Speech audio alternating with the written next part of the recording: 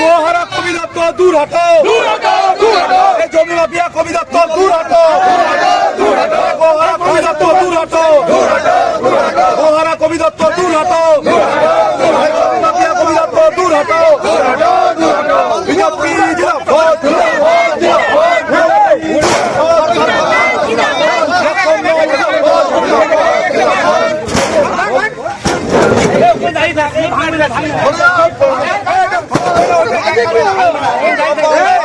কি ছিল আজকে? দেখুন, কিছুদিন আগে হঠাৎ তৃণমূলের নেতা কবি দত্ত উনি ভেবেছিলেন জমিচোর, উনি ভেবেছিলেন যে দীর্ঘ 50 বছর ধরে 70 বছর ধরে পলাশডিহায় মানুষ বসবাস করে, তাদের সেই জায়গা তাদেরকে উচ্ছেদ করব, ল্যান্ড অফ এডিডিএ এখানে পুঁতে দিয়ে গেছিল।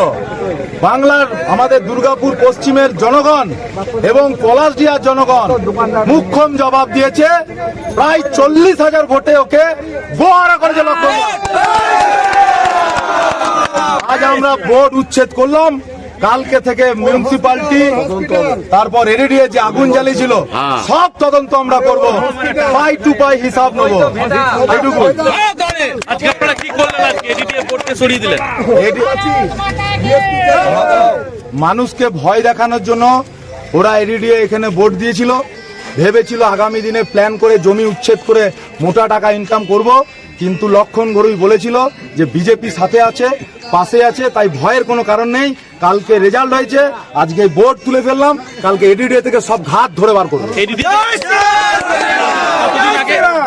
কতদিন আগে লাগানো হয়েছিল এই বোর্ডটা? তাই 2 মাস 3 মাস আগে। কি বক্তব্য ছিল ওদের, যে লাগানোর পেছনে কারণটা কি ছিল? ওদের বক্তব্য এটা এডিডিএ জায়গা, আমরা তুলে দেবো, মানুষকে বসতে দেবো না, মোটা টাকা রফা করে বাইরে থেকে লোক নিয়ে এসে বিক্রি করতো, এই ওদের প্ল্যানিং, যেহেতু ব্যবসাদার। দেখুন, ওনারা যেটা ভাবছেন ওনাদের মতন করে ভাবছেন। গভর্নমেন্টের জায়গা রক্ষা করার দায়িত্ব কিন্তু যে গভর্নমেন্ট ছিল তার ছিল, এবং যারা নতুন গভর্নমেন্ট এলেন তাদের দায়িত্ব। হঠকারিতার মধ্যে দিয়ে আমার মনে হয় কোনো জিনিসকে হস্তক্ষেপ করা উচিত নয়। গণতান্ত্রিক পদ্ধতিতে আপনারা রাজনৈতিক দল, আপনারা এখন বাংলার মধ্যে সর্বশ্রেষ্ঠ দল প্রতিষ্ঠিত হয়েছেন, সেটাকে কি করে রক্ষা করবেন ওটা আপনাদের দায়িত্ব।